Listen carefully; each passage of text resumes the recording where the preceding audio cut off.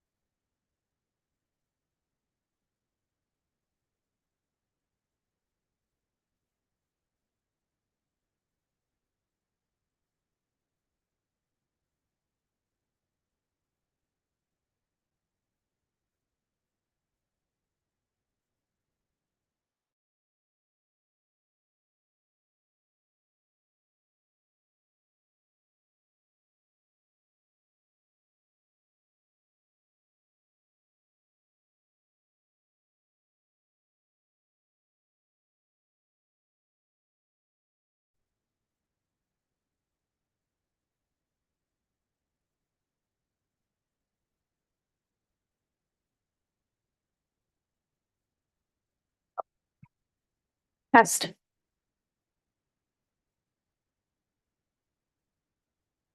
There we go.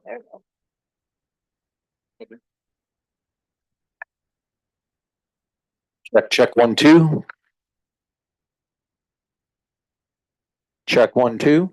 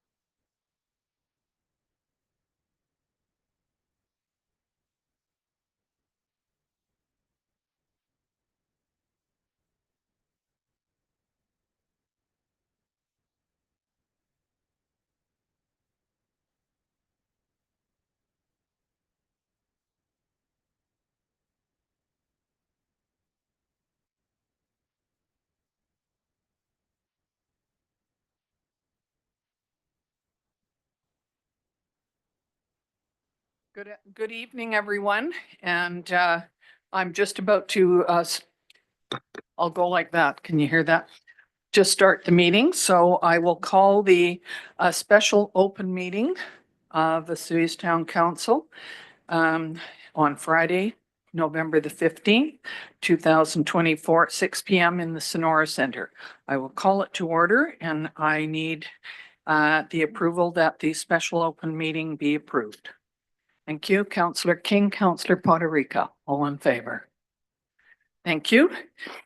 And I will now read the statement of the chair. Good evening.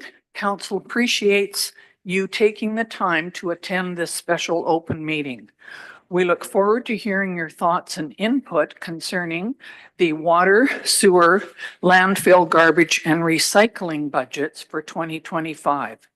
It is being held in the Sonora Center gym for residents to attend in person, listen to the comments and concerns from the speakers who have registered to be on the agenda. Town councillors and directors are present to listen to what you have to say and take notes. We will not be responding to comments or questions during this meeting. This meeting is also being aired on the town website and our YouTube channel. Administration and council will meet in council chambers on Thursday, November the 21st, to look at, discuss, and make decisions on the water, sewer, landfill, garbage, and recycling budget reports. They will respond to public questions at the outset of the November 21st meeting. Any further correspondence and feedback forms received by 4 p.m. on November the 19th will also be considered. Residents may attend and observe the proceedings on November the 21st. However, it is not a forum for public speaking. There is limited space in council chambers, but live stream will be available at the Sonora Center, or people can watch online. We know that water issues are extremely important to our community. It is essential that we continue working to ensure the provision of safe, reliable drinking water to our residents. Delaying necessary maintenance and replacement will very likely mean increased costs and reacting to immediate repairs, rather than being proactive and planning for the future. For this reason, we are dealing with water and sewer issues first tonight. There will be a further special open meeting on January the 9th before we deal with the budget on that, to deal with municipal budget reports. We have received some requests to speak about the water meter installation project this evening. Unless your comments regarding water meters pertain specifically to the 2025 water budget, I ask that you contact the municipal office with your questions, please, or use one of the feedback forms available here tonight. We expect that the tone of this meeting will be respectful to all those present. Disrespectful, discriminatory, defamatory conduct will not be tolerated. That includes yelling, chanting, or cheering in the room, which will not be permitted. We will now proceed with the 5 speakers who have registered, and each person will be provided a maximum of 5 minutes at the microphone. So I'm going to call up the first speaker on my list to come to the microphone in the middle here, and that's Ron Sargent.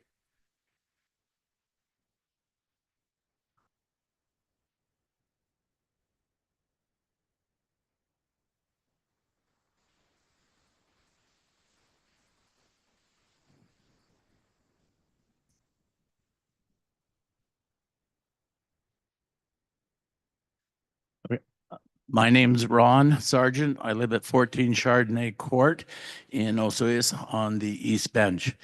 I'm not against having water meters. I'm not against having the new water filtration put in.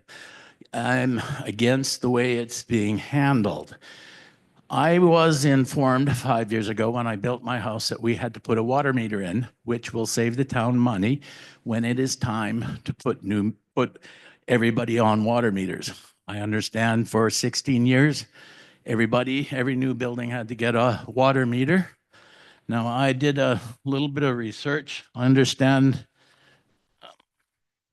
There's approximately 3,200 residents in Osoyoos in the line of homes.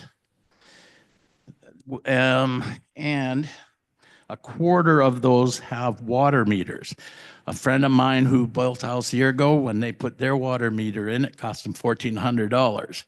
A quarter of the homes, if they have water meters already in, that would save the town $1,147,060 and $650,000 approximately.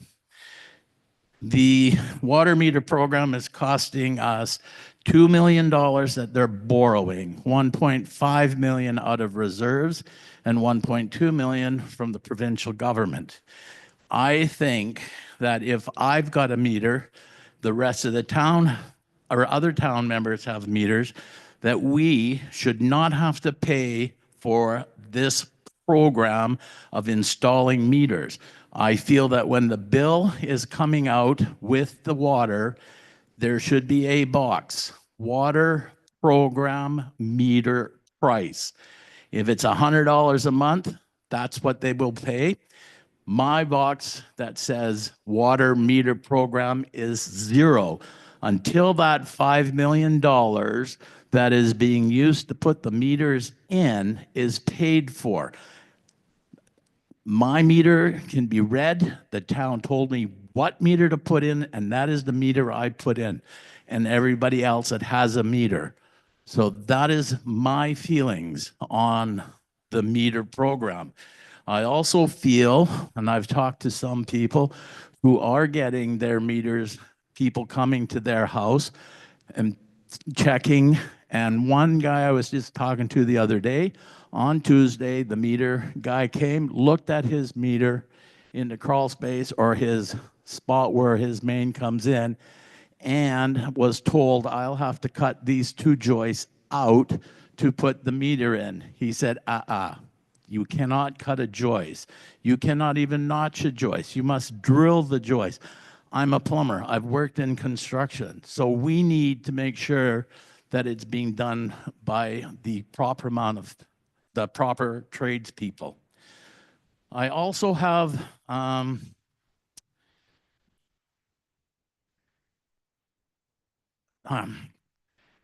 with borrowing or with an $80 million project for putting in a filtration system, which is exactly the same as what they've put in West Kelowna. West Kelowna has a population of about 70,000, if I'm correct. We have a population of 5,500. West Kelowna got $50 million in grants. We, as far as I know, have got 10 million.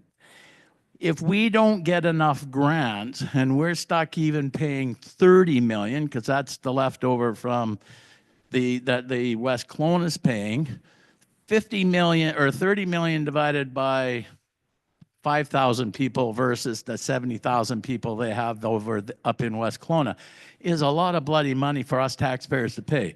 And a 40% increase like we had last year, or however you want to break it down, and this year breaking it down with water and sewer separately, is still going to be a huge increase with that. So I think the meter program is got to be done properly, and everybody that has a meter should not be paying for it. Thank you. Thank you very much.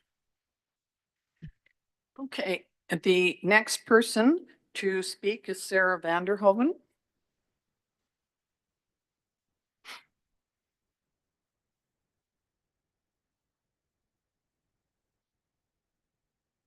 Sarah Vanderhoeven, 10129 74th Avenue, Soyuz, BC. Good evening, everyone. I wanted to address the proposed water and sewer budget, which has now ballooned to an estimated cost of $80 million. We've seen figures of 25 million, 44 million, 60 million before this, and these inconsistencies raise serious questions in our community. This is a hard truth that signifies a lack of transparency from our leadership. To the residents of Osoyoos, it's crucial that you pay attention to what's happening. This issue affects all of us directly. We need to stay informed, engaged, and be part of the discussions. Our community has dealt with ongoing problems regarding our water and sewer systems for far too long. And now we're faced with escalating costs and lack of clear communication. Mayor and council, it's essential to remember that the CAO is here to provide recommendations to you. But you are the elected officials. You are the ones responsible for communicating effectively with us. The people. We are relying on you. We need the information to make informed decisions. Right now, that communication is lacking. We need more of it. For our community to support this significant investment in the water treatment plant, we need a straightforward plan that clearly lays out the facts, not numbers, not imaginary fairy tales. I strongly encourage you to present multiple options for consideration so that we can decide together on the best path forward. Given the magnitude of this project, it would be important to consider a referendum, allowing our community to voice their opinions and have the input. This isn't just a numbers game. It's about our future and ensuring the financial health of Osoyoos and the health of all the residents that reside in this town. We all deserve clarity regarding this plan and what it involves and what is necessary. Transparency and accountability is what we need from you, our elected officials, so we can move forward with confidence. Thank you for your time. Thank you very much. Okay, our next speaker is Dustin Sikora.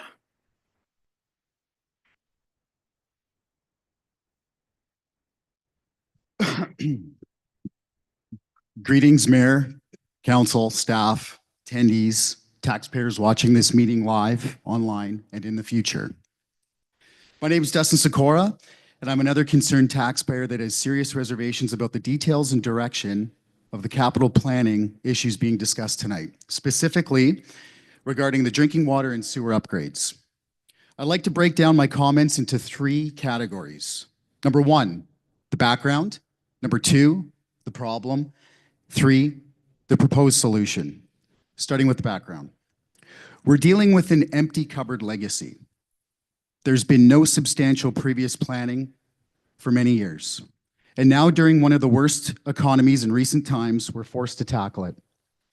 The town is fresh off of a record-breaking property tax increase that most of us cannot forget. It was also attempted to be rammed through without any significant public feedback hearing. Furthermore, some of us are aware that there have been high-level terminations of previous town employees in regards to breach of ethics and project mismanagement. These facts bring us to the second point, the problem. The taxpayers of this town at this point have very little confidence and trust that a project of this size and importance can be properly managed under the current format. There are too many inconsistencies of line item costs from report to report. There are too many and ever increasing numbers from report to report. There are too many dark areas not available to the public in the currently available documents. Above all, there are serious concerns about the town's willful resistance to accept outside input and guidance from impartial and non-conflicted experts. Over the last few days, I've spoken with Daryl Behan, CEO of Synera Water, a flourishing water technology company that's expanding across Western Canada. And he has had discussions with McEnany engineers. They've reviewed all of the publicly available documents, and they believe that we are being bilked in the contingency and consulting fees that access into the tens of millions of dollars. Furthermore, there is a CEO of a leading international civil infrastructure construction company that lives in this town who has more experience on projects like this than all of us in this room combined. He has reached out to some of you individually to offer his impartial guidance. His calls have not been returned. What is the solution? The solution at this point in my mind is to restore public trust. The best way to do that is to appoint a subcommittee of 3 or 5 independent experts that are willing to volunteer for free and who are not conflicted in any type of financial entanglements. It will restore public trust. It would offload some of the details and burdens on you as a council. It would potentially save us millions of dollars, and it would ensure that we find the best solution. This is too important for our town. This is too important for our pocketbooks right now. This is too important for our future. So I leave you with one question. Why would you not? Thank you for your considerations. Thank you very much.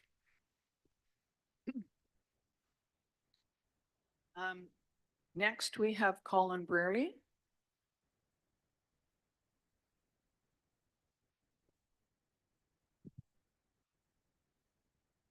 Council, residents, people watching, hello. My concern is the way the water meter program, the entire program has been implemented. I have a regular open council report from March 22nd, 2022, where True Consulting at the time recommended the town move forward with an inside meter installation program for the majority of the water users. Use of a solid state water meter, continue to use an automatic mobile read system already in place. There's about 1,000 homes that have already got that.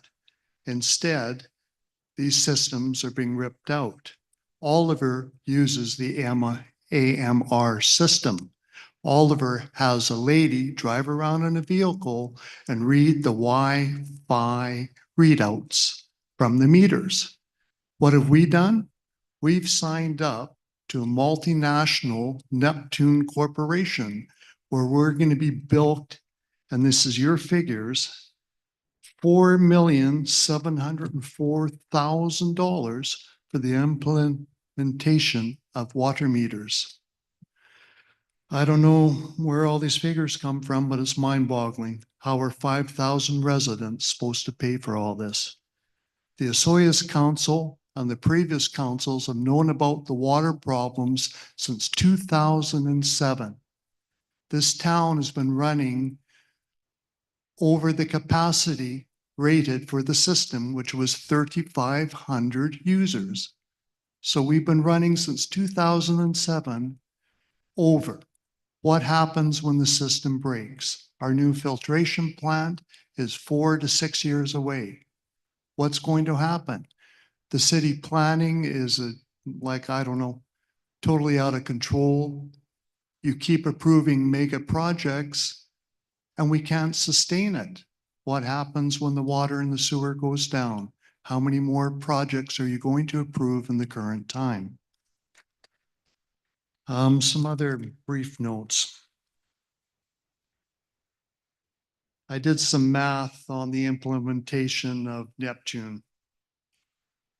500 homes, roughly 500 or 5,000 properties, $1,000 for meter installation. Millions of dollars are involved. Why weren't we, as township residents and the business owners in the town, given an opportunity to speak on what type of meters were going to be recommended? The ones that have been recommended and are being currently installed now, against True Consulting's advice back in 2022, emit EMR radiation. How many cell towers are going to be built in the township to monitor these new meters that emit EMR? Does anyone know? So anyways, I worked out some numbers, $16 per month per house to monitor. times 12, $192 per home, 5,000, roughly $960,000 a year. Right now, I hear Neptune is going to monitor next year for $420K a year. If we go on the Wi-Fi system, you'd be looking at about 100,000. How much are the towers going to cost? Is this built in? And how much to run the power to power the towers? Does anyone know? I have questions on that. I also believe there should be a moratorium on all new projects in the township until the water and sewer systems are fixed, not addressed, fixed. Proper money for the taxes that we pay. We want proper sewer, we want proper roads. I'm tired of hearing the BS on the roads that it ties into the sewer. When are we going to fix the sewer? We can't fix the roads. Thank you. Thank you. And our last speaker is Cy Marcelli. Is Cy here?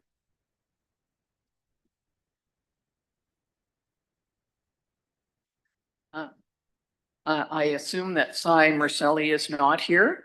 So that is the end of our speakers. Please know that we will take all this information and we have all been taking notes on this. The questions that have been asked and the figures that have been provided will be talked about at on November the 21st when we have our first meeting. So thank you very much for coming. I should say, and I forgot to, that we received 2 letters of correspondence. One from Ken Murray and one from Barry and Carol Romanko. So that was part of the budget or the package that you received tonight. And the questions on there will also be answered on Thursday. So that's the end of our meeting. I need a motion, please. Thank you. To terminate the meeting, and that's Councillor Poderica, Councillor Chong, all in favor. Thank you, everyone.